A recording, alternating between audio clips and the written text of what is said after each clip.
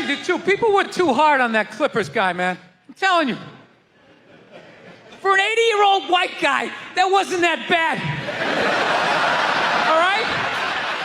Dude, he didn't drop the N-word once. That's unbelievable for an 80-year-old white guy.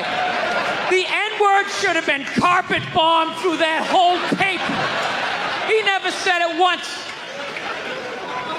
And if you go back and listen to that tape, I'm telling you, go back and listen to it. Other than Instagram, he's pretty fucking liberal. He's like, you can hang out with them, you can have sex with them, just don't promote it on Instagram.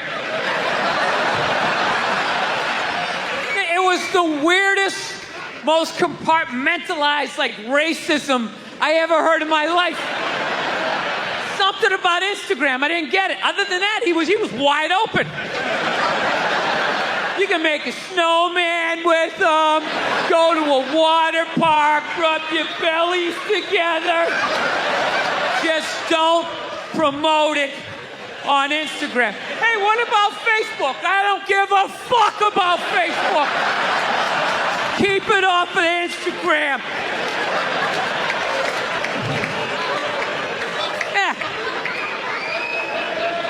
Dude, you understand? The guy's 80 years old. Do the math. This dude was born in 1934. That's 13 years before Jackie Robinson broke the color barrier. First 12 and a half years of this guy's life, he watched all-white baseball, and it was fine. First 12 and a half years. Up next, Whitey Willoughby. There's a line shot out to Peter Peckerwood. What a catch! Unbelievable into Chris Cracker. What a great day. What a great day for a ball game. White baseball, white players. Dude, his parents were part of the generation that finished off the genocide of the Native Americans. All right? That's who taught him his ABCs. I'm telling you, you can live too long. You can live too long. I'm telling you, you wear out your welcome.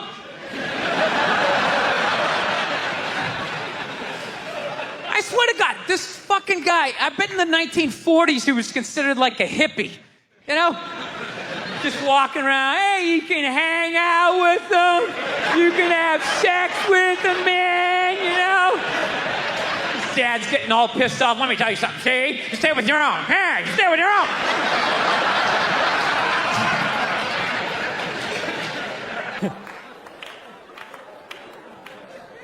Actually, I got a couple of friends of African persuasion, and I got to get rid of them, man. I got to admit to you.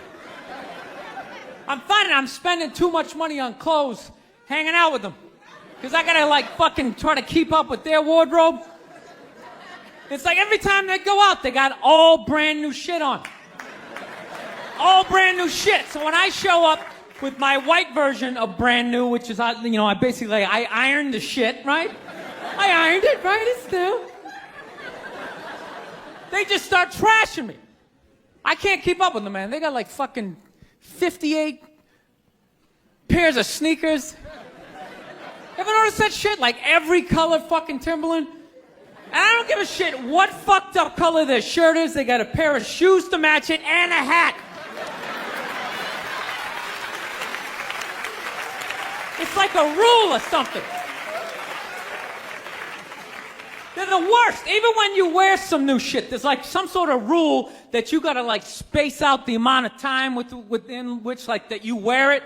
Because God forbid you wear the same shirt within a 10-day period, one of them's gonna notice. All of a sudden just look at you funny like, this motherfucker's got the same shit he had on last Tuesday. And then the whole car's like, oh shit! Then everybody just starts making fun of your fucking clothes. First they do the math, like what was that, 5 days ago? 5 days? This motherfucker got 5 shirts! He got 5 shirts! And they start breaking it down. Yo, his first shirt be saying Monday, next shirt be saying Tuesday. Yo, on the weekend, he ain't wearing no shirt.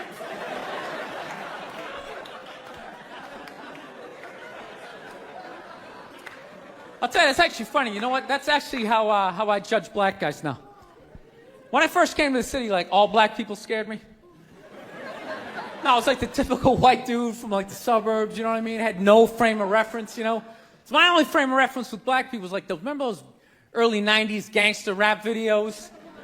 Throw the fucking LA riots in there, man. It was fucking horrible PR. I'm watching the videos, so he's got a nice car, he's got all the women, and he's still fucking mad. These black dudes are never happy. But after 10 years of living in the city, this is how I narrow it down. Whether a black dude scares me or not. Black dudes with dirty sneakers scare the fucking shit out of me. No. I figured out in my head, because I know from hanging out with them, that's the last shit that they're gonna let go. The immediate shit that they have on. So I think, you know, if his sneakers are fucked up, that means his life is fucked up. Every time he leaves his building, the whole neighborhood, oh, shit! Everyone starts making fun of him.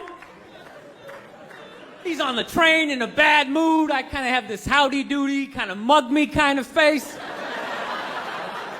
I'm not saying something's gonna happen, I'm just saying, I'm paying attention.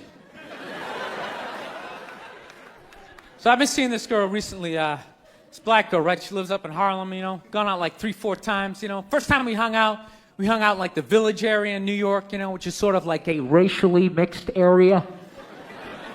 So shit was cool, you know what I mean? Second time we hung out was more like Midtown, you know.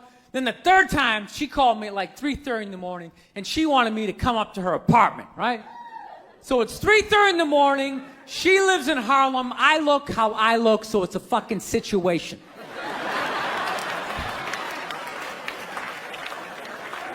Because you know the deal, right? Basically, a white dude feels comfortable up to about like 98th, 99th Street, you know what I'm saying?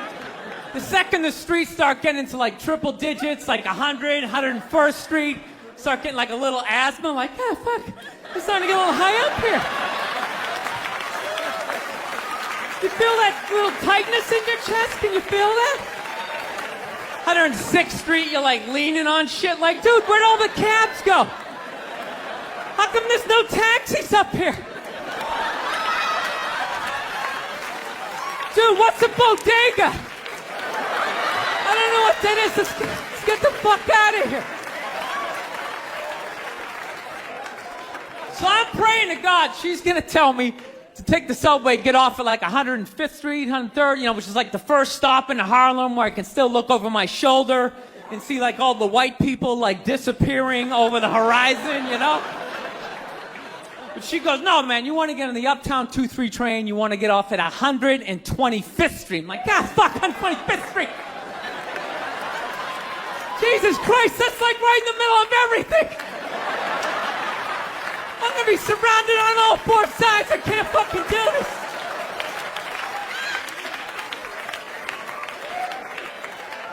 So, at this point, I'm really trying to hide like the bitchy tone that's starting to creep into my voice, you know? And I'm trying to ask for really specific directions for when I get up there, because I want to know exactly where I'm going. So she starts naming the streets I have to go down, and every other street up there is named after like a black leader, you know? She's like, make a left on Adam Clayton, take a right on Frederick Douglass. I'm like, ah, fuck, Adam Clayton. Yo, dude, go on the internet, look up Adam Clayton. Did he kill a bunch of white people during the slave revolt? Dude, I ain't going up there till I know what Adam Clayton did. Fuck this shit. So at this point, I'm really having a battle with myself. Because I'm thinking I can't do this, right? I'm like, I can't do this, but my dick's going, no, come on, man, we can do this, all right? Just relax. Pull yourself together and get on the goddamn train, right? So as always, I listen to my dick. Oh yeah, I get on the train. By the time I get up there, it's like 5 or 4 in the morning, right? I'm staying on like Malcolm X and like Danny Glover or some shit, right? I don't even know where the hell I'm at. When I see the street, I want to go up. I want to go up St. Nick. I can literally see her apartment building, but there's like 5 or 6 black dudes standing right on the corner, right where I want to walk by. So I'm like, fuck! Felt like I was on like some reality show at that point, like some sort of like white guy survivor. It was ridiculous. So I'm thinking, I gotta walk right by these guys, right? You know what's funny? I think that they were actually more surprised to see me than I was scared, you know? And I was really, really scared, you know, but I'm also really, really white, you know? Like shockingly Caucasian. You know what I mean? Like if you're not ready for me, I can like surprise you. No, especially if you live up there. You've probably seen a white person for hours, possibly days. So when I show up, it's almost like magical, like a leprechaun came out of nowhere, you know? Felt like I should have like a little pot of gold, like a rainbow behind me. Top of the morning to you, latte. Kind of dance my way past them.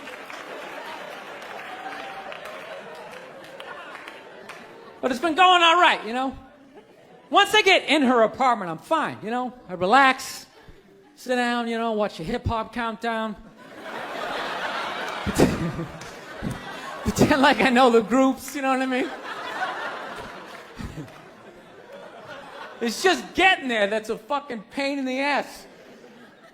But, you know, I don't get mad at it, because I figure, you know, black dudes got to go through the same shit, though, right? When you go out to the suburbs, go fuck a white girl, right?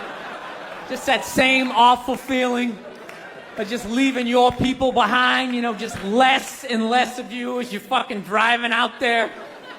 Probably start off lean and you're all fucking cool. 20 minutes in, you're driving like 10 and 2, the radio's up. Like, dude, I don't like this shit. I don't like this shit at all. There's too much grass, I don't see any rims. This is fucked up. None of the windows are tinted. I can clearly see white people in every car. This is fucked up. Listen, you guys were awesome. Thank you so much for coming out. South, man, I had a real weird experience last time I came down here. I was in Nashville, right? Sort of an awkward social situation, right? I'm sitting at this bar. There's this white dude sitting like 2 stools away. I don't know him. He doesn't know me. And that's... Thank you so much. Thank you. I am so excited to be here. I've been doing stand-up forever. And this has always been a lifelong dream of mine to come here and host Saturday Night Live. So thank you so much for coming out.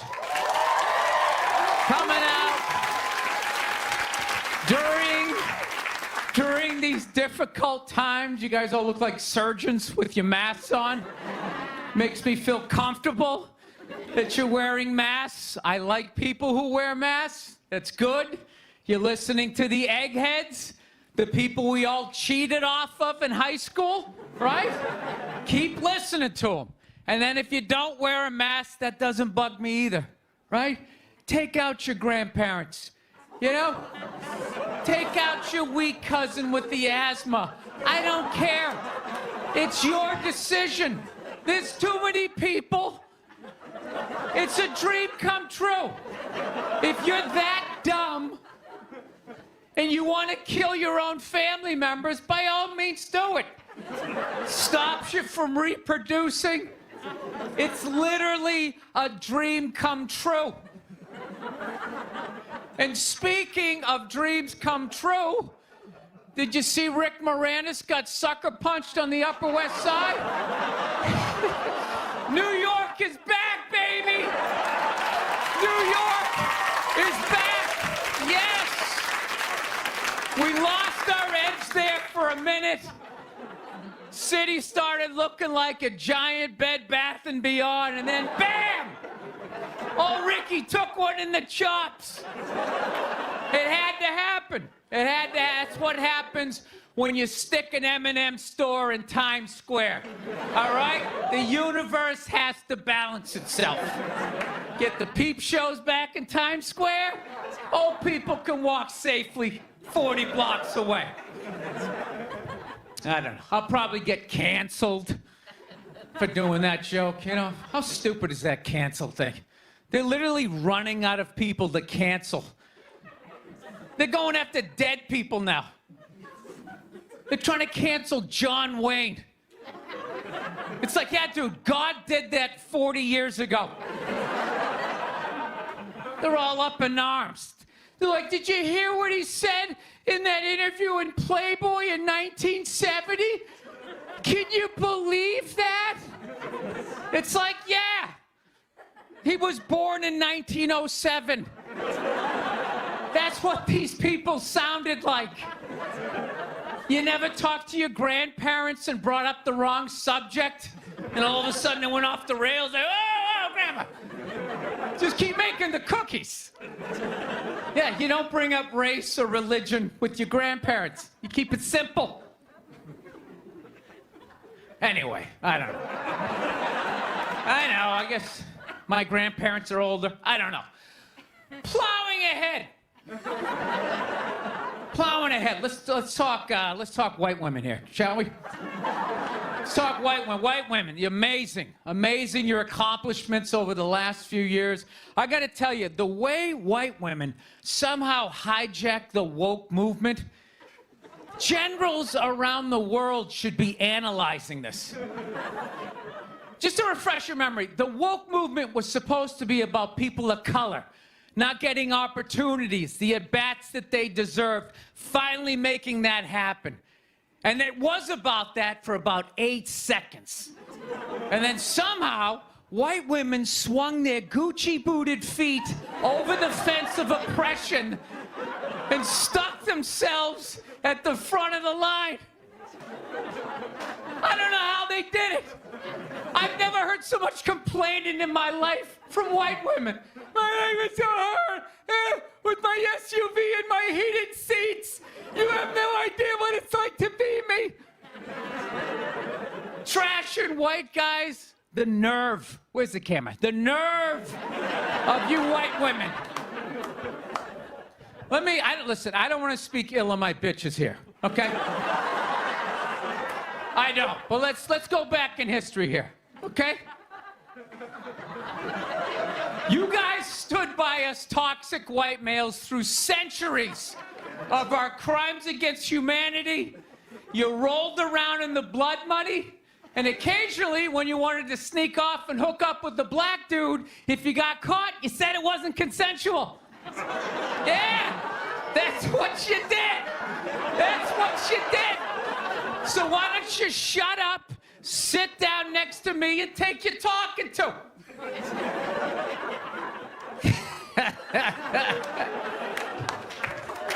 Thank you. So,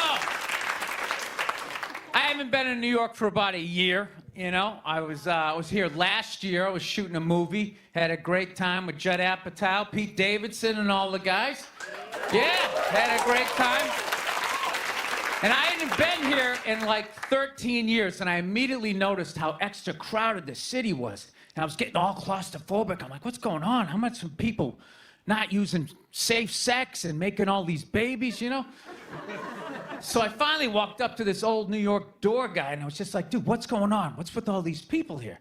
And he was just like, oh, no, don't worry. He goes, it's June. He goes, it's Pride Month. And I'm like, what's that? You know, I'm 52. I never heard of it, right? Didn't have that when I was a kid. He goes, oh, it's Gay Pride Month. And I was just like, oh. Dude, you know when you're just like stuck in the Matrix and you just can't, everything's just pressed up, you can't see anything, and then somebody gives you that little nugget of information that just pulls it back? It's like, why is it so crowded? It's Gay Pride Month. Tank tops. 0% body fat. 2 guys kissing. Rainbow flags. I didn't know that. That's what I learned. The month of June is Gay Pride Month. That's a little long, don't you think? For a group of people that were never enslaved. How did they get all of June? Dude, black people were actually enslaved. They get February. They get 28 days days of overcast weather. Sun goes down at 4 in the afternoon. Everybody's shivering. Nobody wants to go on the parade. Look, yeah. How about you hook them up with July? These are equator people. Give them the sun for 31 days. There's gay black people, they could celebrate from June 1st, June 31st, 61 days of celebrating. All right, that's all my time. We got a great show for you guys, everybody. Jack White is here. It's gonna be amazing. Please stick around. We'll be right back. I saw a woman a couple months back, professional soccer player, right? She goes on to ESPN or one of these sports channels, and she starts bitching, going like, I don't understand, how come female athletes don't make as much as male professional athletes, right? And all of these men had to sit there and act like they didn't know what the answer was. They had to sit there like dumbfounded, like, oh, I don't know. Why is that? That is a conundrum. I have no idea. Literally, I'm sitting at home screaming at the TV because you don't sell any fucking tickets. Nobody is going to women's soccer games. You're playing in a 20,000 seat arena. 1,500 people show up. That's not a good night. The promoter lost his fucking ass on that gig. I'm not saying no professional female athletes, Serena Williams, the women in the UFC, you know, but nobody's watching your fucking sport. And then you're gonna come and you're gonna get mad at fucking men. They keep doing that shit. Why are you yelling at us? It's not our fucking job. It's not my fucking job to give a fuck about women's soccer, okay? I have men's sport to pay attention to. It's your bullshit, right? Dude, look at the WNBA. Dude, nobody in the WNBA got COVID. Nobody. They have been playing in front of 300 to 400 people a night for a quarter of a century. Not to mention, it's a male-subsidized league. We gave you a fucking league. None of you showed up. Where are all the feminists? That place should be packed with feminists. Faces painted, wearing jerseys, flashing their titties. Going fucking nuts like the guys do in the upper deck with their big beard titties. Am I on the Jumbotron? Am I doing it? Like people in the stands. I mean, that's just like what's entertainment for me now, you know? I like that Jimmy the Greek moment that happens in sports, you know? Like once every 4 or 5 years, you know that? Like some 50, 55-year-old white dude tries to explain why black people are kicking the shit out of white people in practically every major sport, you know? And it always goes down the same way, right? There's always like 3 white dudes, and the one white dude in the middle, he's always like the guy with like the theory. You know, he's always, you know, it seems these African-American athletes, they seem to have this quick twitch muscle fiber. You know, there's slow twitch, and there's this quick twitch. And the second the dude says that, like the other 2 white dudes start like sliding out of frame, like, okay, this guy's getting fired, and I'm not going to be part of this highlight. Nice knowing you, Ned. Keep that seat warm, right? And the dude in the middle, he's just like hell-bent on getting fired, you know? He starts like bringing up slavery. And evidently they were breeding the strongest man with the strongest woman and that quick twitch. And literally 20 minutes later, that dude's on TV, he's like fired, right? He's crying, his family's standing there, he's got like a box of shit from his desk with like an Emmy sticking out. He's like, I don't know what I said, I was just talking about the quick twitch and the slow twitch, and I wasn't just trying to make a point. No, I love that. I love seeing people mess up their careers like that. It's just funny to me. Plus, I gotta admit, as a white dude, on some level, I have to believe in that theory, because it's like, are white dudes that bad at basketball? I can't even watch the NBA anymore, man. It's like every highlight, the white dude's like that, the black dude has like his nuts in his face. Fucking I'm just sitting at home like, for the love of God, tackle the guy. Jesus Christ, get out of the way.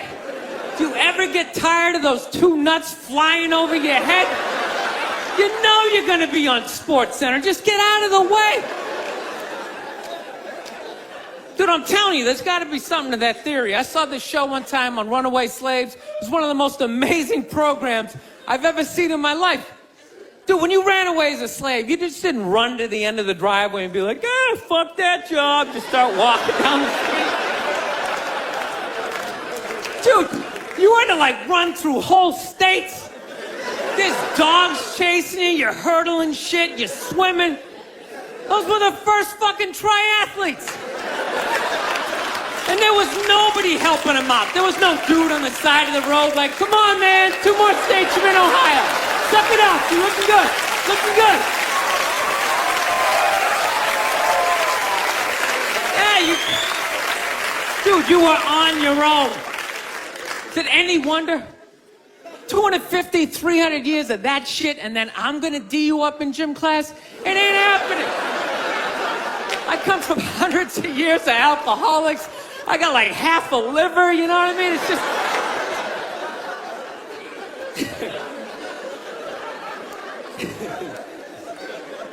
You know what's funny to me about that stuff? You can't even like, you know, I obviously know that theory's crazy, but it's just like, you can't even bring up how well black people are doing in sports. Everybody gets all weird about it, which I don't understand, because it's like a compliment, you know?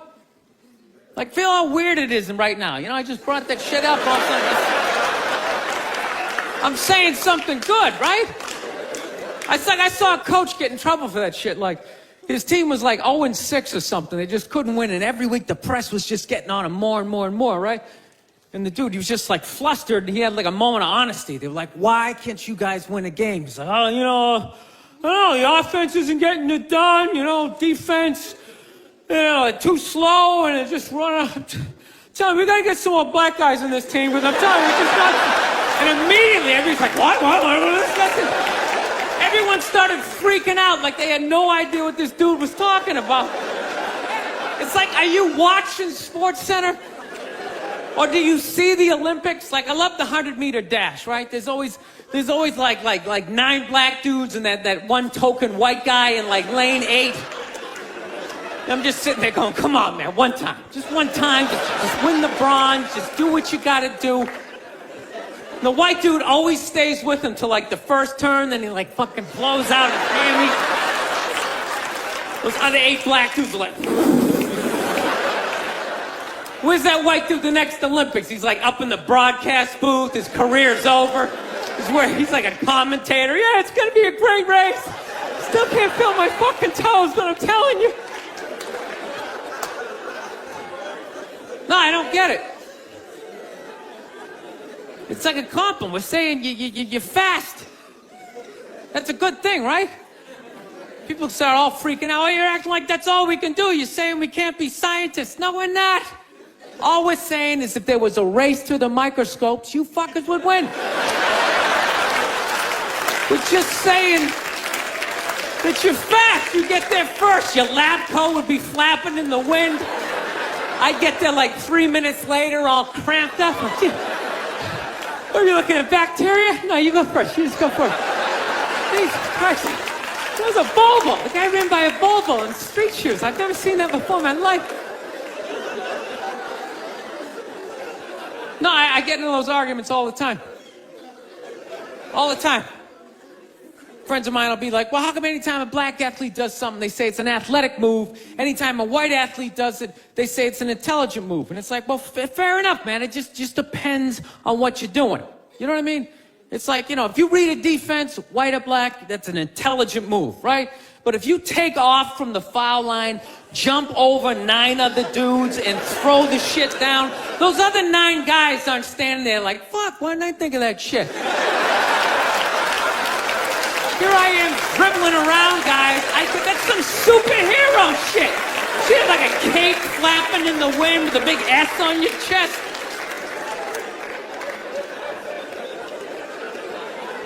I'm telling you, man, that's the funny thing about Hitler.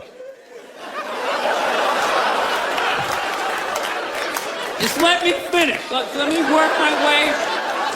Let me work my way through this idea. No, that's my favorite sports clip is that Jesse Owens shit.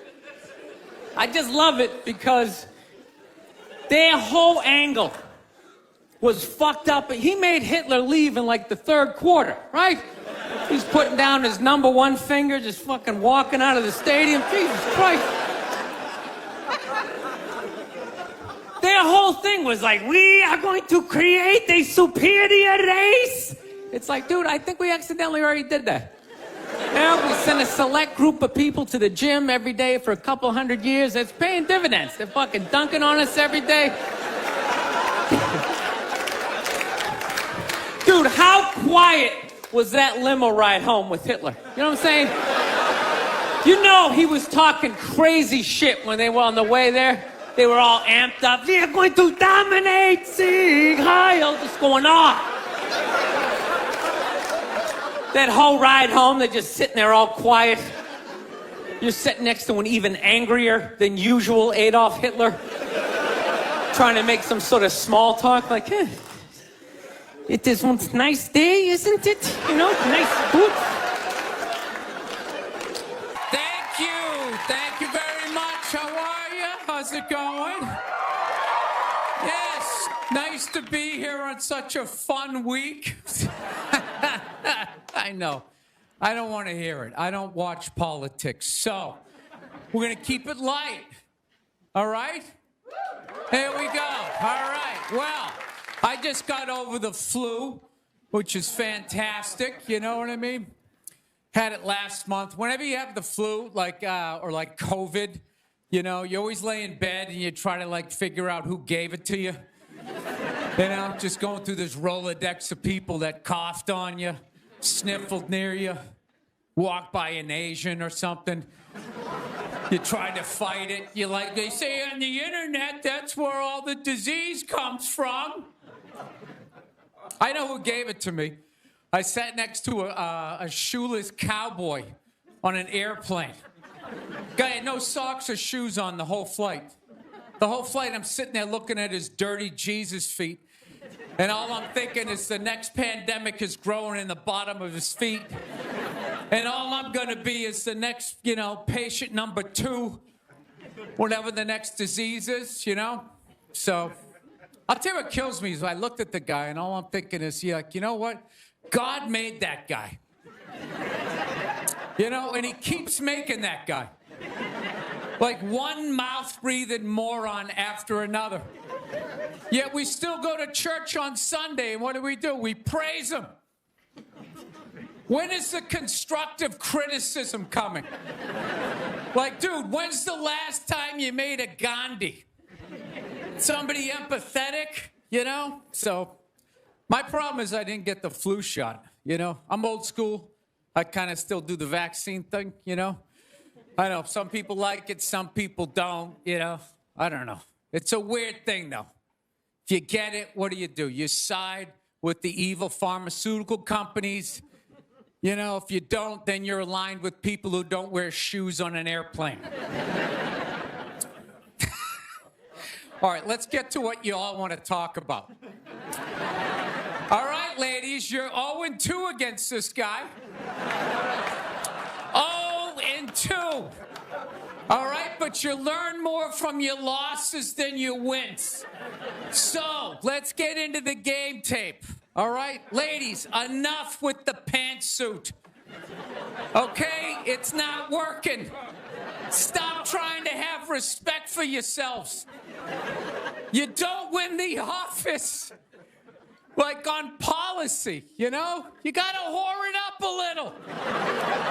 I'm not saying go full Hooters, but find the happy medium between Applebee's and your dad didn't stick around. All right? You all know how to get a free drink. Okay? And I know, listen, I know a lot of ugly women, feminists, don't want to hear this message. But just tease them a little bit. Make a farmer feel like he's got a shot. Swing a state over a little bit. I'll be honest with you, I am so psyched that this stupid election is finally over. Took forever. Yeah. Everybody knew who they were voting for 4 years ago. And then they just drag you through a year and a half of this stuff. Who was sitting there watching the debate, still not decided? Two of the most polar opposite people ever. It's all right, let's see. What does the orange bigot have to say? How about the real estate agent that speaks through her nose? Oh, there's a point. This is so difficult. It's they overlap. I just can't make up my mind. I'll be honest with you, I can't believe Trump didn't win this thing 4 months ago. I know that's weird for younger people to hear, but when I was a kid, if you were running for president and you got shot and you didn't die, that was the end of the election. There was nothing you could say, right? Everybody would just be like, this guy's the man. He is the king. I don't know. I'll be honest with you. I think the number one reason Trump survived is all those herky-jerky movements that he does. You just can't nail the guy down. I gotta be honest, the guy is a lunatic. He literally got shot and immediately jumped back up and started yelling in the direction the bullets were coming from, unarmed. That's not a sane human being. I would have been on the ground crying in the fetal position, all right, give me the truck. I don't want this job anymore. Just tell her she won. Tell her she won. But Trump's got all those weird, coming out. I think the guy couldn't get a bead on him, And right as he pulled the trigger, Trump was just and Sleepy Joe, and the bullet went by his head.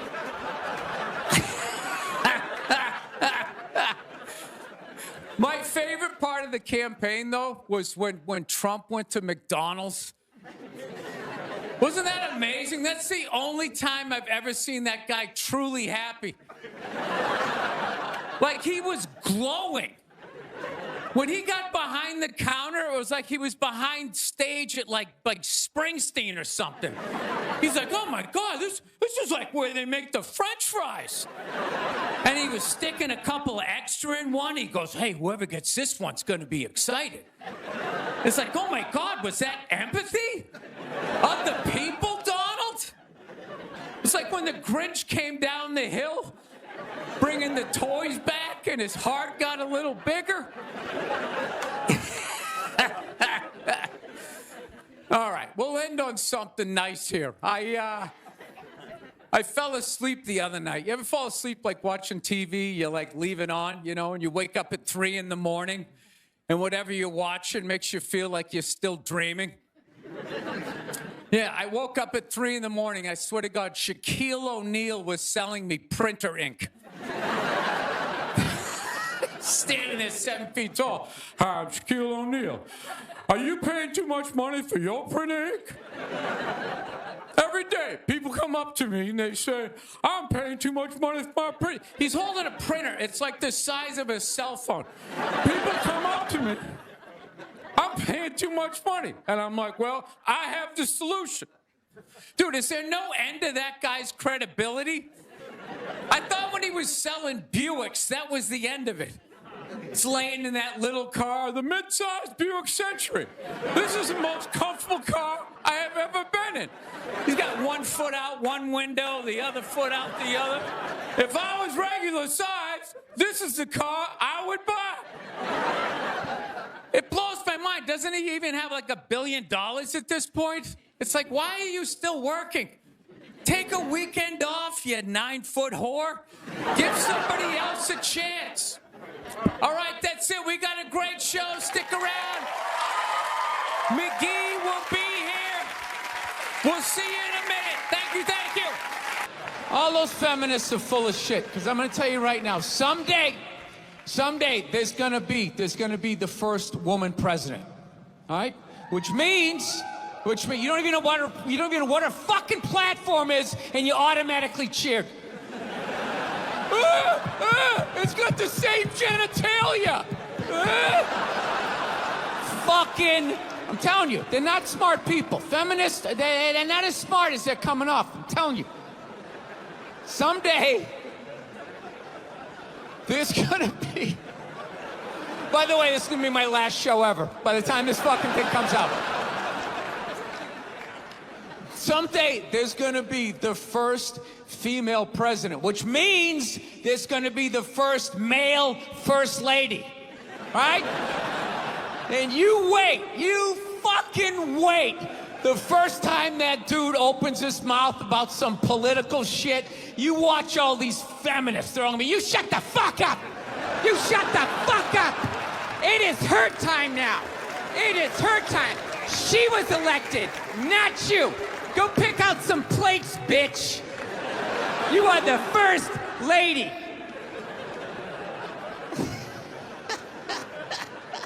He's gonna get treated like Tom Arnold when he was with Roseanne. Secret Service name will be like Appendix or Doesn't Matter. Not worthy of protecting. Just entered the Oval Office. Not worthy of protecting. So I'm on the road, right? I'm in Reno. Great gun town. So I go down to that little gun store, right? Come walking in, there's some redneck there. I'm like, hey, man, I want to get a gun. He's like, I hear you. What you looking for? What you want? Mossberg, over under, 357 Magnum, right? Starts rattling off all this gibberish, right? I don't know shit. I'm trying to play it off. I feel like a bitch because I don't know anything about guns. So I was like, what do I do here? Hell, I'm going to go with honesty. I go, look, dude, I don't know anything about guns. They terrify me, but I'm worried about the zombies. All right? Dude's just like, you need a shotgun. You need a shotgun, man. It's got a good spread. It's easy to load, doesn't have a lot of working parts, got a good spread. He kept saying that. It's got a good spread. I'm like, what does that mean? He goes, well, it means you ain't got to be that accurate. It's got a good spread. Further away you are, the more shit you hit.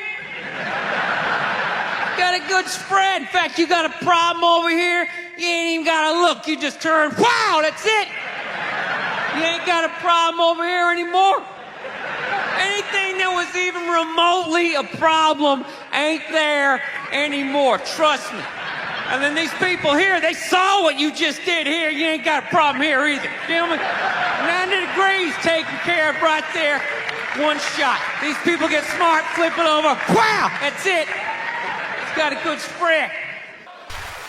Been in a bad mood all day, man. Got in a fight with this girl the other day. You ever meet somebody like within like the first couple of minutes of them meeting you, they feel like they can like sum you up? Just like, you know what your problem is? You know, you just have like the urge just to take their head and just mush it into whatever they're eating, you know? You ever have crazy thoughts like that? Can you relate on any level? You never have like urges?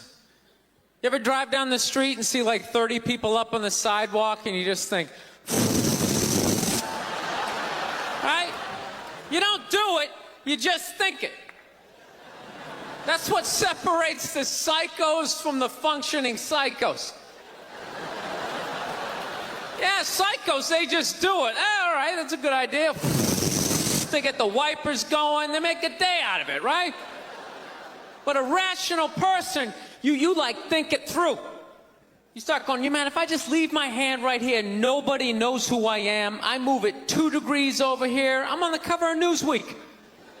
I'm instantly famous. Right here, no one knows me. Like, hey, Bill, you want to go to the cookout? Maybe you could bring that potato salad you brought last year. It was such a big hit. One of the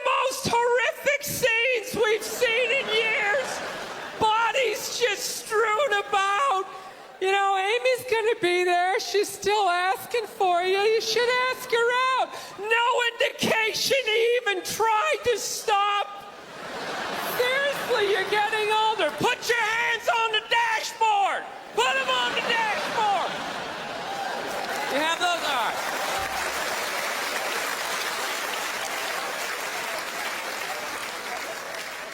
No, I have that stuff all the time. I do. My girl took me to a street fair recently, right? You guys have street fairs out here? You know, they close off the block. There's like shawarma. There's like stuff made out of buttons, right? People with no teeth are making keychains, right? It's a typical girlfriend idea. It sucks, and it's gonna take all Saturday, right? She's all excited. She's like swinging my arm. Oh my God, this is gonna be great. I'm like praying for lightning. Maybe some like scaffolding to fall down on me, you know? No, we show up, right? The first thing she sees is this big table and nothing but homemade jewelry, right? Homemade jewelry. It's got twigs, macaroni in it. It's a table of crap. It's crap. The whole thing is crap. But she loves it. She's like, oh my God, look at these earrings. Do you like these? Do you think these are nice? I just want to be like, no. If they were nice, they'd be in a store, all right? There'd be a roof, some sort of structure would be built around this. This is crap. This is just a table of crap. The guy's even wearing shoes. That's a good indication that this is crap. But I didn't want to ruin a day, so I'm like, yeah, go ahead, check it out. I'm gonna go get some air. Even though we're outside, I think there's more air to be had, right? So I walk like 3-4 tables away, and I come up to this lady. She got this big table of nothing but muffins. Muffins, right? It's like 85 degrees out. She's selling muffins, and she's got this big, stupid, look at the muffins I made, look on her face. And the second I saw that part of my brain was just like, dude, what would happen if you just walked up and just said, hey, lady, these your muffins? Oh, yeah? And I just started going, blam, blam, blam, blam, blam, blam, blam. Like, how many of these muffins could I mush before anybody did anything? I mean, realistically, I think I could have got the whole table. Because even if you saw me doing that, it would take at least 5 to 6 seconds to process. Like, did they say he could do that? Is it like a game? Do you eat the muffin off your fist? That just seems like a waste of pastry. You know, there's no security at a street fair. There's no bouncer staying there. He's mushing the muffins. Okay, I'm on it. Sir, we're gonna have to ask you to leave. And they just choke me out. So I just started thinking of the horrified look on this lady's face as I started slamming these muffins. And out of nowhere, I just started laughing like a maniac. Oh yeah, I'm like slumped over this fried dough cart. I'm dying. My girl looks at me. She's like, what the hell are you laughing at? And like an idiot, I actually tried to explain this screwed up thought to her.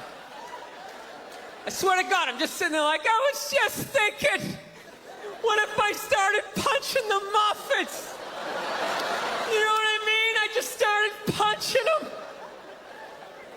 She's just looking at me like, why do I go out with you?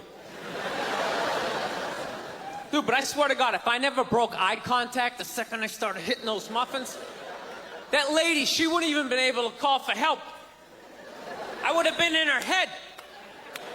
She'd be like, did I go to high school with this guy? Why would you do that? Muffins are a happy food. I don't understand this. No, I gotta learn to let stuff go. I do, I got issues. I do. My neighbor got her dog fixed. Got this dog neutered, brand new dog, puppy. Got the thing neutered, and I'm like, what the hell did you do that for? She's like, well, you know, if I didn't do that, he was going to hook up with another dog. Then they're going to make more dogs. And what are we going to do with all these dogs? It's like, why don't you just let him go? They're animals. They'll be fine. I think that's what every city needs. Just a nice pack of wild dogs just running down the street. It'd help with the obesity problem. Just chase people to the cars after they eat some big meal, you know? Just a nice pack of Rottweiler just running down the street. Listen, I'm out of time. You guys were awesome. Thank you so much. Have a good night. Thank you. Life can pass you by. It happens. You know, you just keep living and living and living. You know what it is? I think you got like 25, 30 years to absorb as much as you can. And then that's it. That's all you know. Because right around then, you get married. And it's over. Right? You have a couple of kids. You're sucked in the bubble. You don't have time to pay attention to what's going on in the world. You're just stuck with these kids. It's shitting all over the place. Don't be a serial killer. Don't touch that. You're just stuck in that. You have 3, 4 kids. That is a 25-year sentence. Trying to get them all through college. Society just keeps fucking going. You get the last one through college, you step back out of the bubble, just... You don't know what happened. You're not even paying attention. You go back to your old record collection. Right?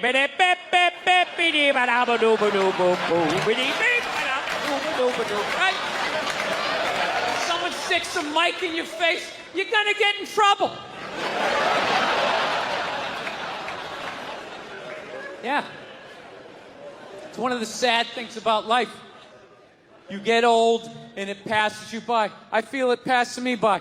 I'm 46 years old. I don't even have kids, but I can't keep up anymore. Like, I had a college gig coming up, and I was like, man, I gotta figure out what these kids are into, man. I was 24 when a senior was born. I gotta figure out what these dudes are into. So I guess they were into like DJ music or some shit. So I'm like, all right, I'll watch some of this. You know? So I have like a reference or two. I don't want to be that old comic coming to the gig being like, what's up with this Monica Lewinsky? Is this crazy? I mean, this Y2K. I mean, is my stylist going to work? I don't know.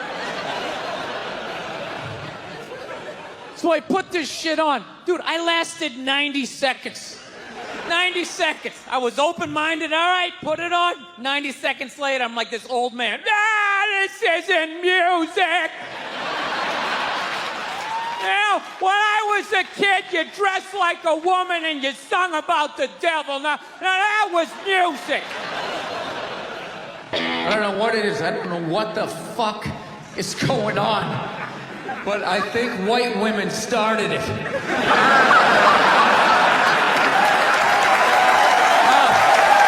the worst.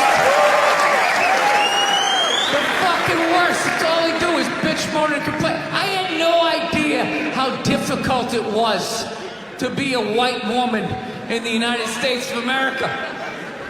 Evidently, it's really difficult.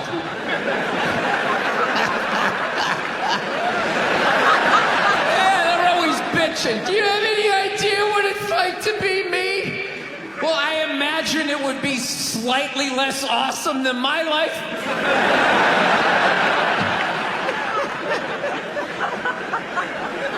What happened to you today, sweetheart, huh? Did they not chill your rosé? You know? Was the trolley not running down at the mall? What happened? No, it's unreal. I'm really fucking annoyed how white women have the fucking balls to throw my white privilege in my face. You know? Sort of separate themselves from these white males with their white male privilege. It's like, bitch, you're sitting in the jacuzzi with me. The fuck are you talking about? Yeah, quit your fucking whining. You know what? You're full of shit. You are.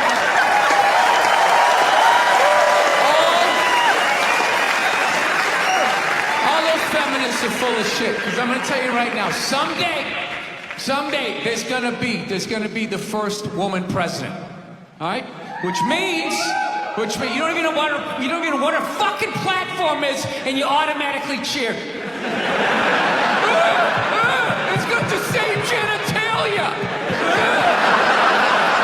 Fucking, I'm telling you, they're not smart people. Feminists, they're not as smart as they're coming off. I'm telling you.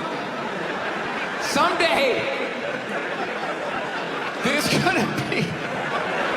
By the way, this is gonna be my last show ever. By the time this fucking thing comes out. Someday, there's gonna be the first female president, which means there's gonna be the first male first lady. Right? And you wait, you fucking wait. The first time that dude opens his mouth about some political shit, you watch all these feminists throwing me, you shut the fuck up! You shut the fuck up! It is her time now. It is her time. She was elected, not you. Go pick out some plates, bitch. You are the first lady.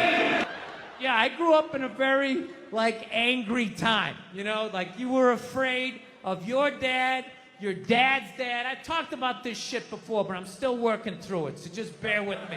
You just were fucking, I love seeing kids nowadays loving their dad. Dad, what's good? Want to go play, Dad? Let's go ride bikes, Dad! Dad! Yeah, when I was a kid, it was like, Dad, fuck, Dad, fuck! Run! Open a window! Mom, what did you see in that? Fucking lunatic, right? It was absolute fucking lunacy. And not just my house. I love my parents, but it was just the time. Everybody was fucking crazy. You were afraid, and people could put their hands on you, and other people's dads could hit you, and then you come home, oh, what the fuck did you do? I'll fucking hit you first. I'm just nuts. Teachers would grab you, dig their nails into your fucking neck. She'd come home. Well, she wouldn't have done that unless something fucking happened, right? It was all of that shit. Yeah, me and my siblings, we all beat the shit out of each other, you know? And then we all teased the dog, and the dog bit all of us, and we never got rid of the dog. One time the dog bit me in the face. I was fucking with it. It was eating it. I was like, and it just latched onto my face and was like that. My dad had to stitch me up and everything. We still didn't get rid of the dog, you know? He's a good dog. He had a moment. Jesus Christ. Well, Jesus Christ, you shouldn't have put your goddamn face down there near the fucking dog there. Right? I want to get a gun. I do. I really do. I never had that feeling before till I moved out to Los Angeles. This city just messes with your mind, you know? It's overpopulated, technically doesn't have a water supply, right? The dollar's crashing. Shit keeps you up at night. You're just thinking, what am I gonna do when the zombies come? Right? Start reading up on shit. Get some powdered food. Plant some zucchini. Get a windmill. Right? And that's all well and good, but if you don't know how to fight, all you're doing is gathering supplies for the toughest guy in the block. Right? Just thinking about that. What am I gonna do? Some dude turns me upside down, starts shaking the gold coins out of my pockets. I gotta get a gun. So I'm on the road, right? I'm in Reno. Great gun town. So I go down to their little gun store, right? Come walking in, there's some redneck there. I'm like, hey, man, I want to get a gun. He's like, I hear you. What you looking for? What you want? Mossberg, over under, 357 Magnum, right? Starts rattling off all this gibberish, right? I don't know shit. I'm trying to play it off. I feel like a bitch because I don't know anything about guns. So I was like, what do I do here? Hell, I'm going to go with honesty. I go, look, dude, I don't know anything about guns. They terrify me, but I'm worried about the zombies. All right? Dude's just like, you need a shotgun. You need a shotgun, man. It's got a good spread. It's easy to load, doesn't have a lot of working parts, got a good spread. He kept saying that. It's got a good spread. I'm like, what does that mean? He goes, well, it means you ain't got to be that accurate. It's got a good spread. Further away you are, the more shit you hit. Got a good spread. In fact, you got a problem over here, you ain't even got to look. You just turn, wow, that's it. You ain't got a problem over here anymore. Anything that was even remotely a problem ain't there anymore. Trust me. And then these people here, they saw what you just did here. You ain't got a problem here either. Feel me? 90 degrees taken care of right there. One shot. These people get smart, flip it over. Wow, that's it. It's got a good spread. So I'm like laughing my ass off. I'm like, dude, look, I just want to shoot the guy. I don't have to do a bunch of drywall work, you know? Reframe my diploma, get my parakeet another friend, you know? I just want to shoot the guy. So I'm like, you know, how about one of these pistols? So he does like that classic, like that redneck trailing off thing, like, you want a pistol? Go ahead, get a pistol. What do I know? I've just been here 20 years. Get a shot at one, right? So I was like, dude, what's wrong with getting a pistol? He goes, I'll tell you what, buddy. Because life ain't a movie. You feel me? I'm like, no. Can you please stop speaking in these backwoods riddles? Can you just say what you're saying? I told you I don't know shit about guns. Come on, do me a solid here. He goes, well, look, you ever watch a movie? Guy go, blah, blah, blah. He kills 3 people. Real life, man, you miss. You miss all the fucking time. You miss enough times, man, you're empty. You might as well just be standing there with a big stapler in your hand. Then what you gonna do? I was like, well, fuck it, let's get the shotgun. So he's all ready to box the thing up, and then I'm like, wait a minute. I live with my girl, I can't just show up with a shotgun. Right? That's not some shit you can just come home with. If I found this stool on the side of the road, I can come home with this. Look at it. We can refinish it. We can carve our initials in it. We can have a good time, right? You just show up with a shotgun. Hey, I got it for us, right? One barrel for you, one for me? No. So she kiboshes the whole thing. Till the other night, somebody broke into our car sitting in the driveway. Starts fucking with her head, right? So she starts reading up on guns, you know? She's reading too much, because now she wants to get one, but she's just like, well, I heard you got to keep the bullets in the safe, keep the stock in the garage. And then what? Then what? I run around the house and assemble it? There's some dude's chasing me with an axe? You know? Are you even thinking this thing through, sweetheart? Running around. Where's the scope? It's in the living room. He's in the living room. No, we're getting this thing. I want that fucking thing loaded right on the bedroom wall. Right there. I'll put that thing on my jam sleeves. Just like that. There's no other point. That's funny, though, when you talk about getting a gun, you know? People, like, they either totally for it or completely against it. You know, they either go nuts and start screaming, right? Or they start throwing out those stats. Yeah, actually, you increase your chances of getting shot by 80% the second you get a gun in the house. Really? What, because I'm going to load it and shower with it? Like,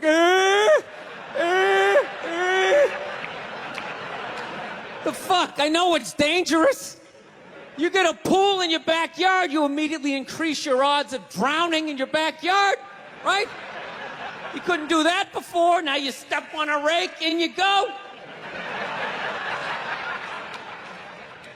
No, I'm telling you, I don't buy in any of that shit.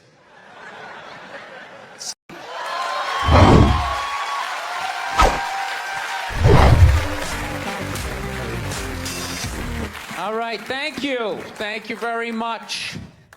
I here from Los Angeles. I live in Hollywood. There's a ton of plastic surgery out there. You know, a lot of people getting like facelifts. I don't know if you guys have those up here. You know, those awful ones where people start to look like, you know, a little Filipino, you know. You got a little Filipino? Yeah, 52-year-old white guy. Yeah, that's all. Why would you get a facelift? Can't you look at other facelifts and realize they haven't worked all the bugs out yet? People, if you're thinking about getting a facelift, just do yourself a favor. Just wait it out. Let them practice on other people's faces. You know, didn't we learn anything with hair plugs?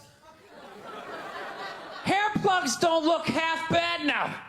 Saw this commercial the other night. The guy's like, oh, God, I wish I did this 10 years ago. It's like, no, you don't. 10 years ago, when they were stapling ant legs to the top of people's heads, everybody's eyes watering, trying not to look at your hairline. You wish you got hair plugs 10 years ago? Do you wish you got polio 60 years ago? Are you even listening to what you're saying historically? I'm telling you, the facelift, you can't do it, man. Why can't you just be your age? There's nothing wrong with being 50 and looking 50. Like, what would you rather be, 50 and look 50, or be 50 and look like a 28-year-old lizard? That's basically your options, right? I'll tell you what the problem is, you know, is that the facelift is actually a white problem. You know? I've never seen a black guy with a facelift, ever.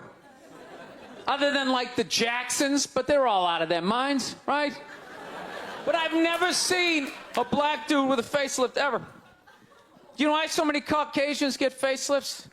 You know why? Because we don't know anything about lotion. See that? That should have been a bigger laugh, but there's too many white people here. I'll help you out. You can put lotion in other places other than your dick. All right?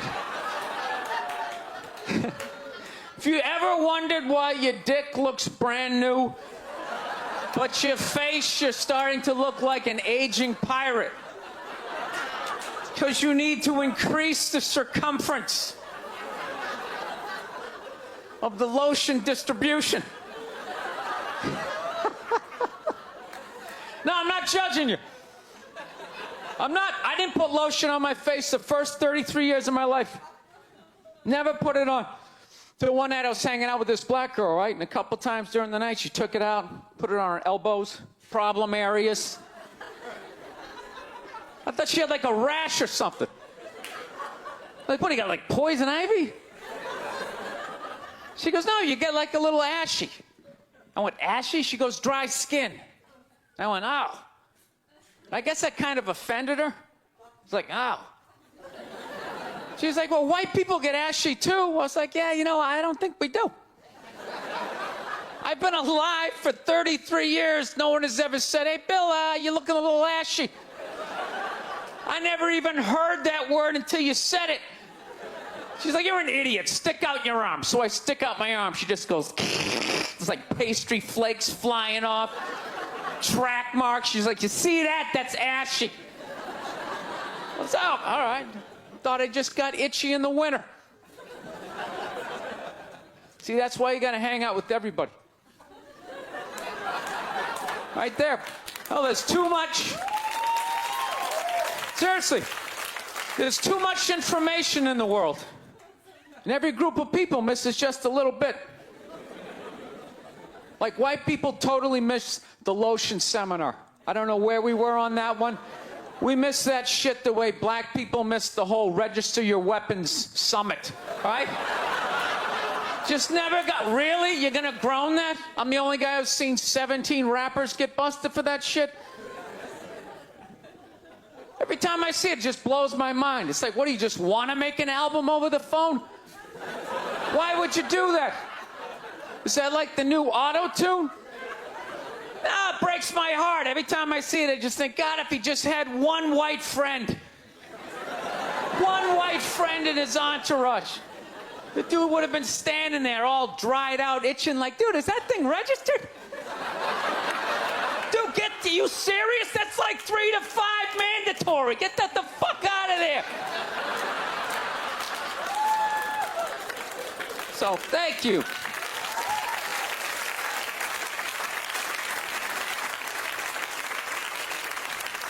So Schwarzenegger just got busted down on the States, yeah?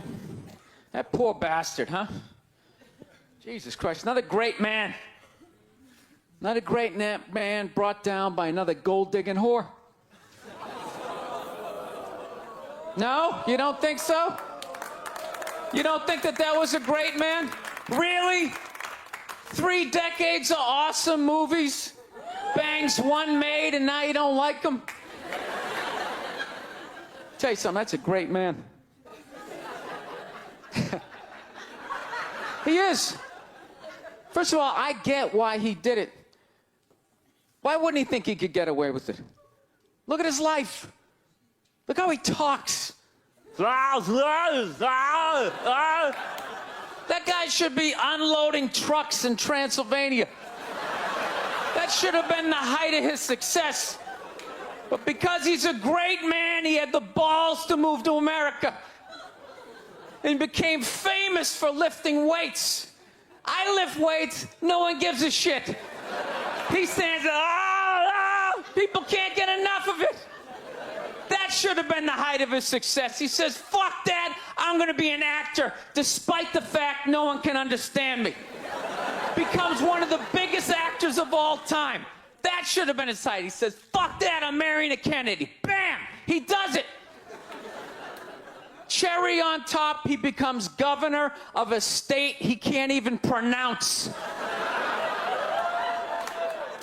Why wouldn't this guy think he could bang his maid in his own goddamn bed and not get away with it?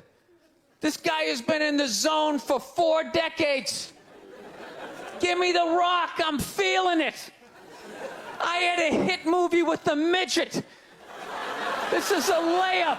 I don't even need a condom. You guys are great. Thank you very much. Thank you. Watching the History Channel today, right? Yeah, this whole 3-hour special on Adolf Hitler, you know? Here's a question for you. How come you never run into anybody with the last name Hitler? You ever notice that? That guy didn't have any relatives. You know, he didn't have a cousin, like Ed. You know, Ed Hitler, he's a plumber, right? Shows up to work on time, you're a little late, he covers for you. You know he had relatives. They all had to change their last names. I'm fascinated with that level of evil, right? Like, you're so evil, they have to retire your name. Like, that's it. It's over. Shut it down. They just take your name out of that baby book list of names. Just erase it. Think about it. For the rest of the time, no one's going to have a beautiful baby and be like, you want to call him Adolf? Is everybody cool with that? Can you imagine? Oh, thank you. Can you imagine being that much of a though? Like, whatever your name is, the day you die, Steve, that's it. No more Steves. You see that, dude? There's only a few names in history like that, right? Like, nobody has a friend named Attila, right? Anybody hanging out with their buddy Judas tonight? You're not. And that's a cool name. You set up one Messiah to die, that's it, it's over. They're having the retirement ceremony. They're bringing your jersey up to the rafters. You're standing baseline with a bunch of other psychos getting high fives and stuff. It's a weird grading system, though, you know what I mean?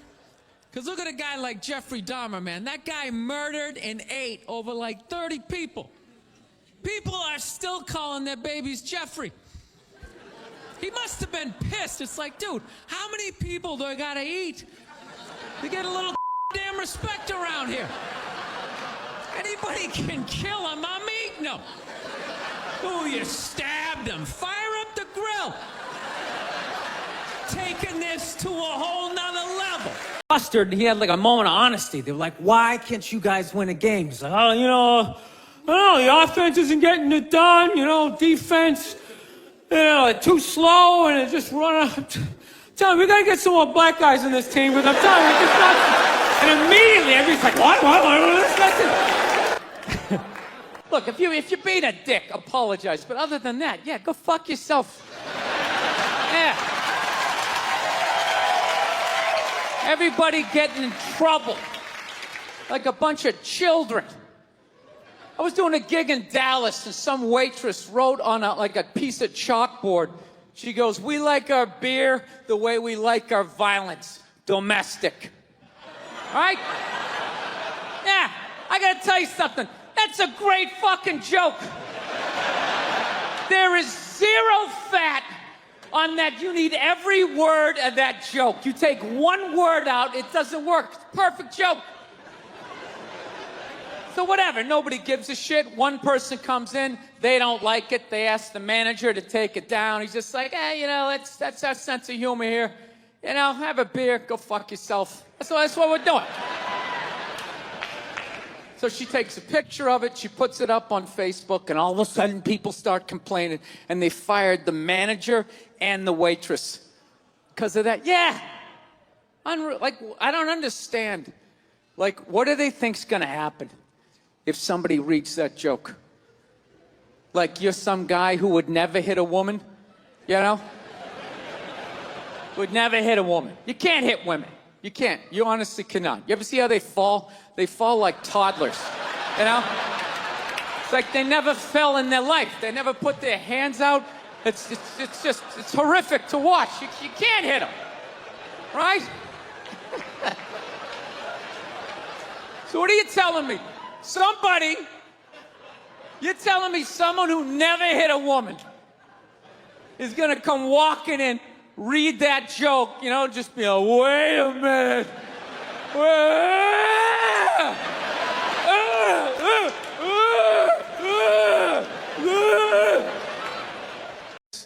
One time she was watching this show, it was like a poor excuse for The View, and they started talking about domestic violence, right? For the 9 millionth time this year, they're talking about domestic violence, just in case, you didn't get the memo, Evidently, just some people didn't get it. It's not okay to slam your wife's head into the cupboard drawers because she didn't dry the can opener off properly, It's gonna fucking rust, right? How do you not know not to do that shit? Do they really have to keep talking about it? It's like wife beaters watching? Oh, fuck! Ah! Now I get it. Upset daisy, sweetheart. Here we go. There you go. Oh. So at the end of the hour, they come to the logical conclusion. They're like, there is no reason to hit a woman. There is no reason to hit a woman. And I was just like, really? I could give you like 17 right off the top of my head. You could wake me from a drunken stupor, I could still give you like 9. Dude, there's plenty of reasons to hit a woman. You just don't do it. But to sit there and suggest that there's no reason. Dude, the level of ego behind that statement. What are you, levitating above the rest of us? You're never annoying? Women, how many times have you thought about slapping your fucking guy in the head this week? There you go. Every day. You didn't do it, right? Oh, dude, it drives me nuts. There's no reason. There's no reason. Really? No reason? How about this? You marry a girl, you fall in love, you buy her a house. You go to work every day, paying off the house. You come home one day, she's banging the next door neighbor, hands you divorce papers. You got to move out, sleep on a futon, and still pay for that house that she's going to stay in. No reason. I'm not saying you should do it, but there's plenty of fucking reasons in that arc of a story. No, that's the thing. Really is. That's the thing. I hate that saying there's no reason. Obviously, I'm not saying to hit a woman, But saying there's no reason, I think that's crazy. When you say there's no reason, that kills any sort of examination as to how two people ended up at that place. If you say there's no reason, you cut out the build-up, you're just left with the act. How are you going to solve it if you don't figure it out? Look how awkward it is in here right now. I said you shouldn't hit a woman. I'm just saying, how come you can't ask questions? You can only ask questions about what the guy did. You can never ask about the woman. Why is that? Why is that? What is that? What does answer him right mean? What does that mean? Are you the idiot who got up halfway through the special during the bit and you're like walking around like I'm not fucking taping a special here? What's wrong with you? What's wrong with you? Fucking had to ignore all of that and now you're gonna like yell out? And not only that, yell something that makes no fucking sense whatsoever? Answer him! Answer him! Every fucking special I do, there's always one. Always right down the fucking middle. Talking about hitting women, sweetheart. And I think you just added another reason. Jesus fucking Christ. I love this. I'm not even in a relationship with her, and she's fucking nagging me.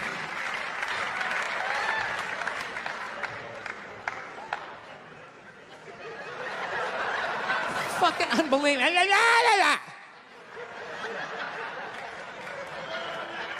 Look, I understand hitting a woman's a bad thing, okay? Well, how come you can't fucking ask questions? I just don't understand. Like, if I get bit by a rattlesnake, wouldn't you guys have some questions? Right? How did it happen? Did you not see it? Were you fucking with it? How did this snake get so mad it almost killed you? Firemen put out a fire, they don't just drive away afterwards, they sift through the debris. How did it start? Here's an oily rag, right? Look, I realize I'm coming off pretty ignorant right about now. I realize that. Let me extend an olive branch then, okay? I realize that there's some animal guys out there, okay? Horrible guys, you know, have a rough day at the factory, come home, tuna casserole, and just start swinging, all right? I'm not trying to say that those people don't exist. I realize they exist. They should be buried underneath the prison, okay? So if I can admit that, ladies, can you at least admit that every ass kicking doesn't just fall out of the fucking sky? Really? Even hockey has 2 minutes for instigating, right? They understand that some back and forth happened before that shit, you know?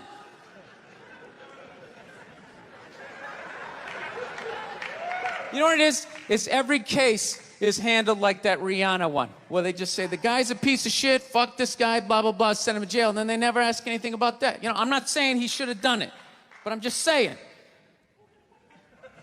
I'm just saying, dude, in your heart of hearts, what do you think was going down before that happened? You think she was just sitting there going, oh my God, Baskin Robbins, you want to get some ice cream? And he fucking,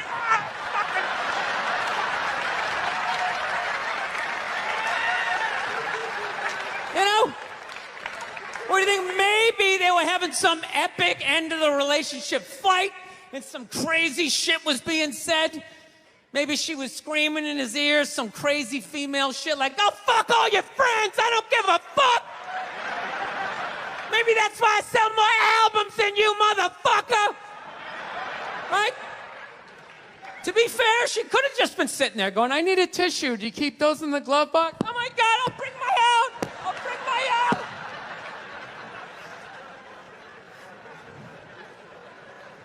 Now, fuck that, because you know what it is? They never address how women argue, which I think is a core of a lot of that shit. You know? And I gotta tell you something, man. Like, I never knew how women argued. But after 20 years of losing every significant battle in a relationship, I finally figured out how they argued. I'm gonna tell you something. I'm starting to turn this franchise around. I have begun a winning tradition. This is how they argue, as far as I can tell. All right? If they're right, they argue the point. And they stay on point and make sure you stay on point until you're down on your knees apologizing, begging for forgiveness. All right? No problem with that. Totally respect it. But here's the thing. If they're wrong, they go rogue. They go off-road. They start thinking of shit you're sensitive about. Maybe you don't get along with your dad. And in their head, they just start concocting this evil statement. Totally designed, this desperate Hail Mary attempt to make you so fucking mad, you just call them a cunt. That's what it is. And cunt trumps all the bullshit they did to start the argument. Now it's not about that. Well, that's no reason to call me a cunt. And then that's it. You're in this room now, right? And they won't hook up with you for a couple of days. Who cares? Who cares? You rub one out. Rub one out like a man. It's the champagne of victory.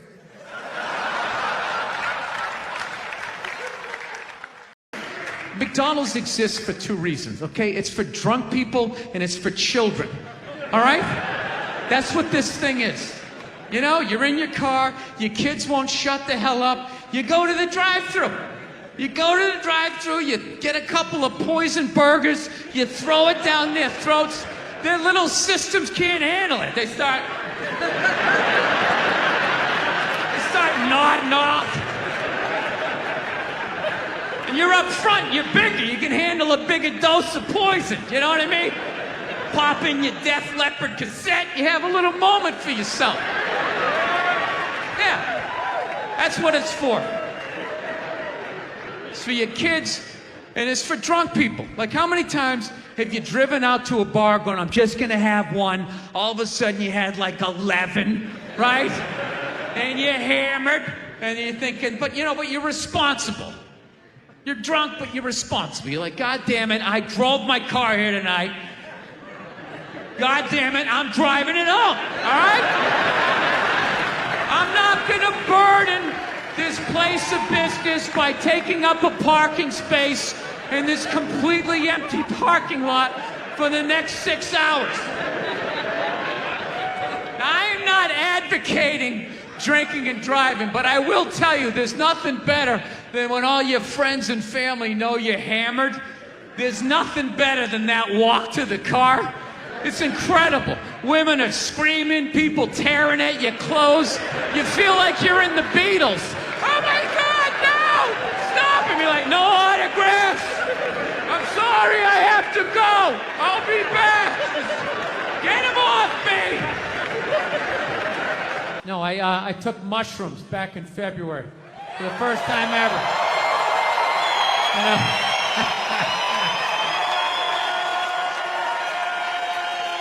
This is the perfect state to tell this story.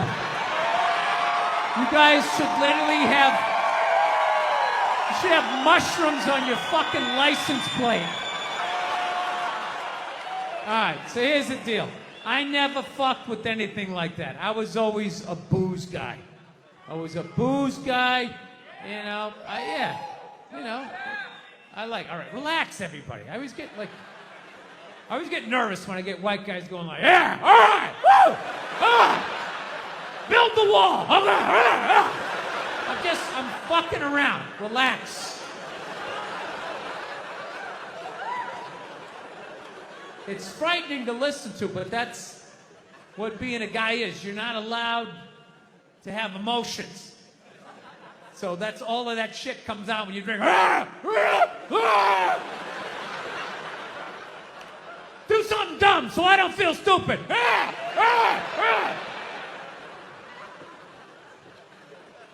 So, yeah, I was always like a booze guy, so like I never fucked with like psychedelics or whatever. So I figured, it was just one of those deals. I was out in the desert, man, and I was like, all right, I got somebody watching my kids. Everything's fine. I'm in my 50s. If I gotta do it now, or I'm never gonna do it, right? So this person, who may or may not have been my opening act tonight, goes, all right, man.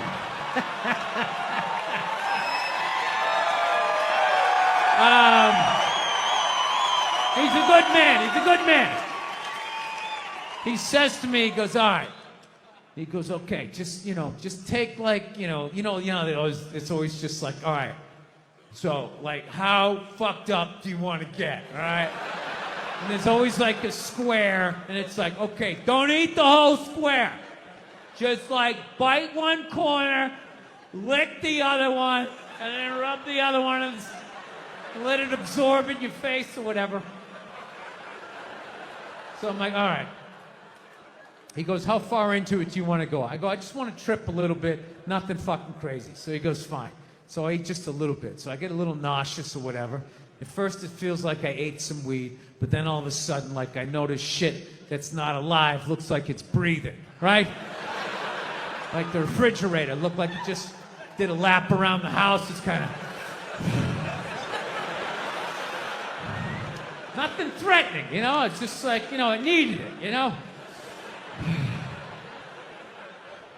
TV started getting bigger. It's looking like it's gonna fall on me, all right? And I was doing fine. I was fine. I was like, I know that TV's not getting bigger. And if it is, I don't give a shit. Go ahead. Spill that pixelation all over me. I don't give a fuck. I know I'm tripping. I'm having fun. I'm giggling. I'm laughing at shit. I'm putting things together, right? And everything is fucking great. And all of a sudden, about an hour in, all of a sudden, this profound sense of loneliness and not feeling loved just washed over me. Yeah, and I was just like, I fucking knew it. South, man, I had a real weird experience last time I came down here. I was in Nashville, right? Sort of an awkward social situation, right?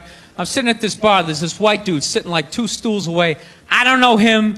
He doesn't know me. And that Terrell Owens story was in like sports news. So I try to make conversation. I'm like, man, look at this guy. This guy just signed a $40 million contract. He's already bitching, man. How much money do you need to make? And the dude looks at me. He's like, you know what I say? And then he looked over his shoulder, which I now know is the telltale sign that the N-word is coming. And it's coming hard.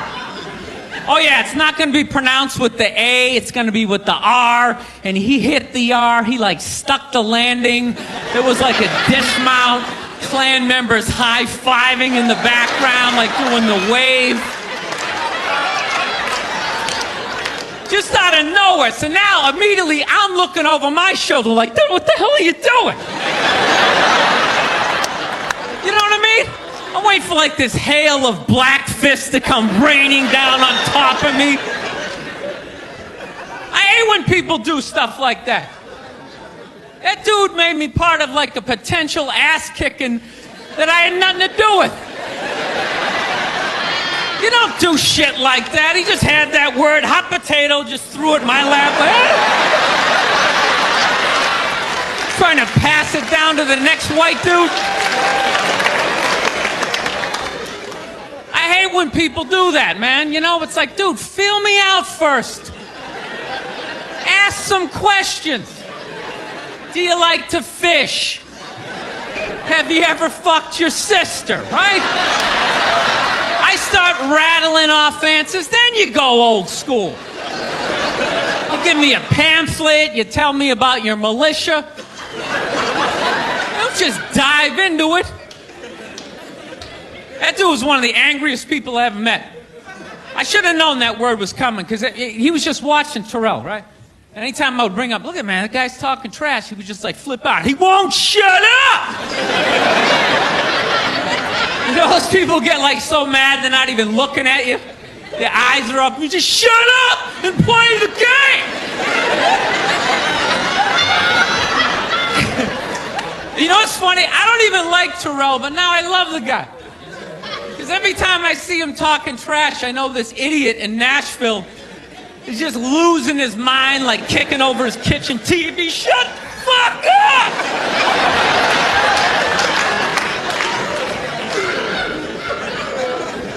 I like violence, man. I am. Not like when it happens to me or if I see it live.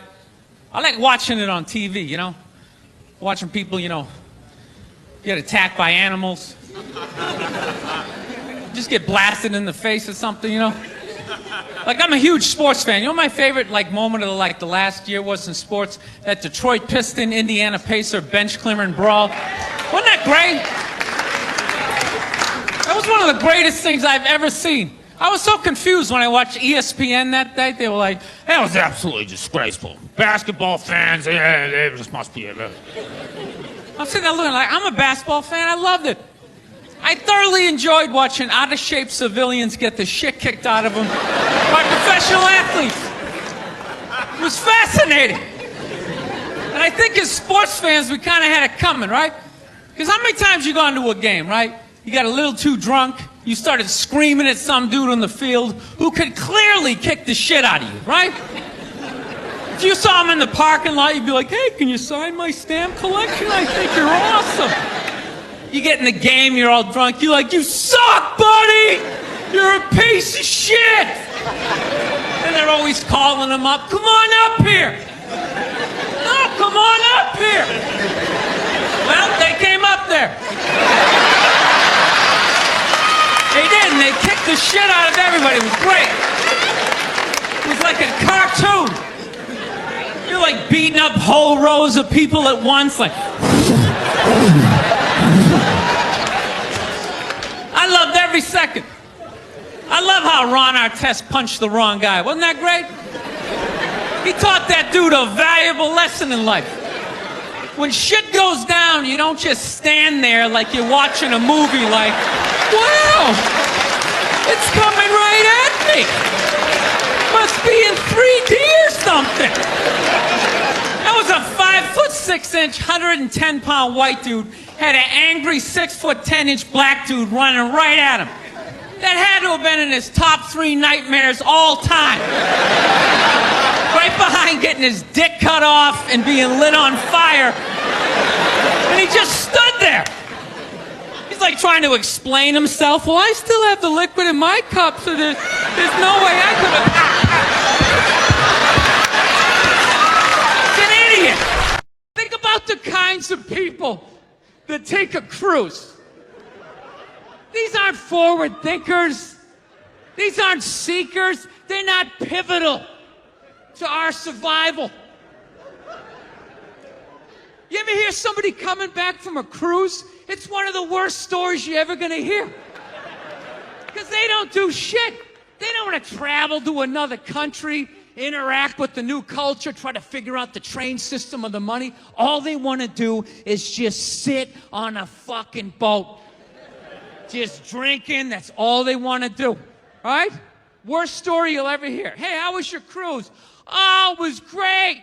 I was fucking laying there. There was a DJ over here on the 1 and the 2 wooka wooka thing, right? And then they had this chocolate fountain. It was like a fountain, but it was chocolate. And you stuck the toothpick in the food, and you stuck it in the chocolate, and you stuck it in your mouth. And then you'd be like, I want another drink. And they bring it all, you drink it, it dribbles down, and it gathers in your navel, and you punch yourself. You get in your mouth. And every day around noon, we'd line up for lunch. What's for lunch? We don't know. We don't make decisions. Whatever they give us.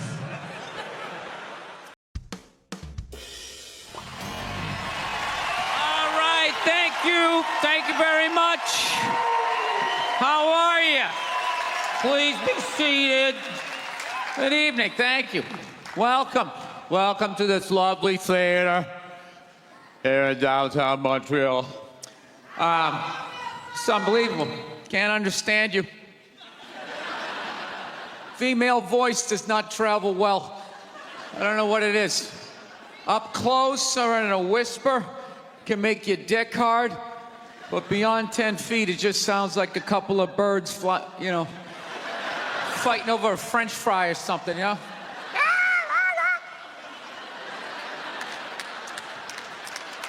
There you go.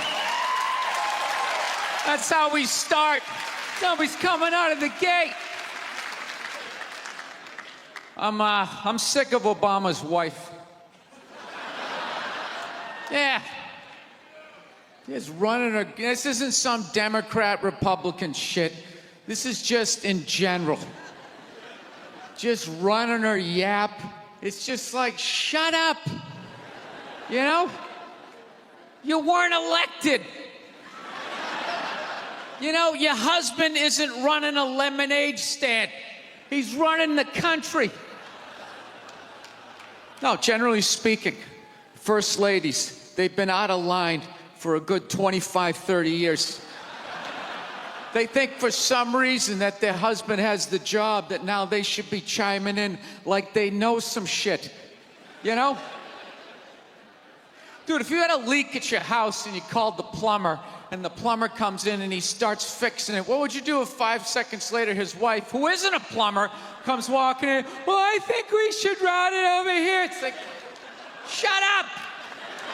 Just because you're fucking the plumber doesn't mean you understand plumbing. Okay? No.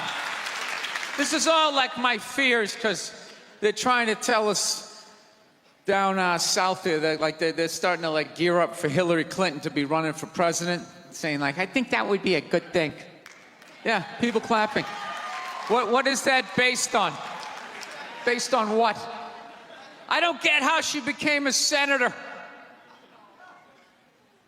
That's shocking to you? She went from never holding political office to immediately being a senator. Why? Because she was fucking the president? Should Tom Brady's wife be the next quarterback of the Rams? Does he have some sort of magical powers? Like, you suck at sports? I couldn't throw it all, and then he fucked me, and I just picked up this ball, and I was just lacing it in there. It was incredible.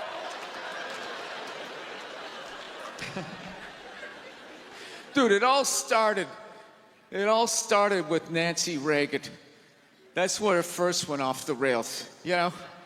She came out with her little bird body, you know, just their big head.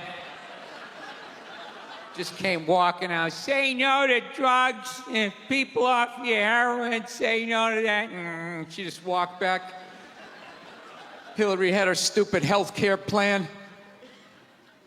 Obama's wife's running a yap on 60 Minutes, you know? I got to give it up to the Bushes.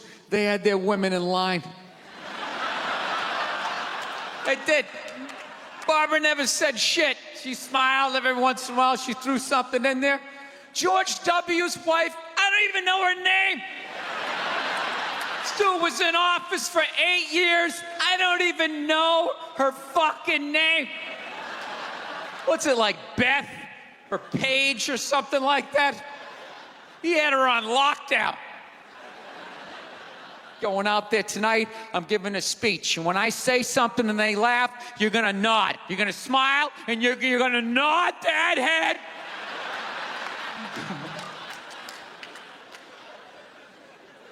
Is this how it's gonna be?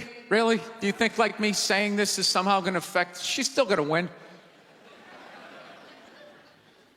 Listen, let me ask you this question. Do you think that a woman being president is gonna affect anything? Do you? Oh, do you? What are they gonna do?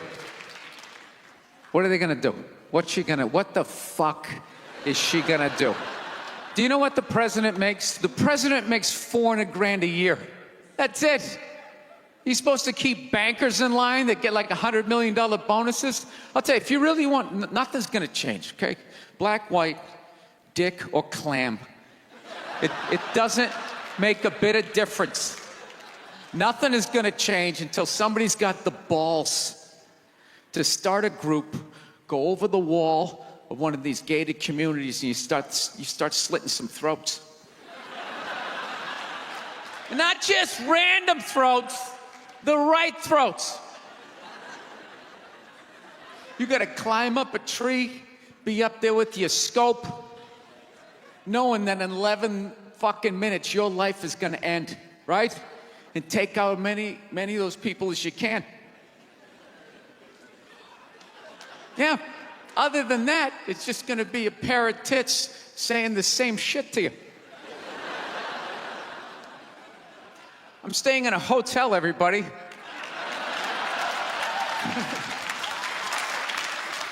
I like staying in hotels. They make me feel comfortable. I feel safe in a hotel. You know, you got the lobby. There's always somebody down there in case an axe murderer comes in. That's the first person that's gonna get killed. You can hear their screaming when you're up in your room. Gives you a chance to plan. Barricade the door, you know, turn on the shower, hide in between the mattresses, right? Little misdirection. Back in the day, I used to stay in motels. I hated staying in motels. Could never feel safe. You were lying in a bed 2 feet from a door that just opened up out into a parking lot. Anybody in the world could just come walking up, kick the door open, you motherfucker, just drag you out of the bed. And you're just lying in that bed, so not ready to have a fight to the death. Sitting there half naked, like nod. Meanwhile, there's some guy on the other side of the door with a chainsaw, like. You're lying there like, it's kind of early to be trimming the hedges. And when that dude comes through that door, you lie to yourself as a man that if something like that happened, dude, I'd just jump up, grab a lamp, let's fucking do this. You know what the reality is? Most people, the best you could do is maybe make a weird noise. Just be like, and that would be it. That would be it. That dude just come in. The last thing you'd see is just ceiling carpet. Looking upside down back at your own body, right? I will say this. What I do enjoy about this theater is nobody has told me it's haunted. Anytime you go into a theater, they always give you the history. It was built 1948. It was a tribute to Rocket Richard. Everybody chipped in, blah, blah, blah, blah, blah, blah. And we have a ghost. His name is Michael. I immediately lose all respect for anybody over the age of 8 that still believes in ghosts. It's like, really? You still believe in specters and goblins? What is the end game of being a ghost? I don't get it. You can go anywhere you want to go in the world. You're just gonna stay in a basement for the rest of your life? Just waiting for once every 6 months somebody comes down to check the boiler and you get to be like, why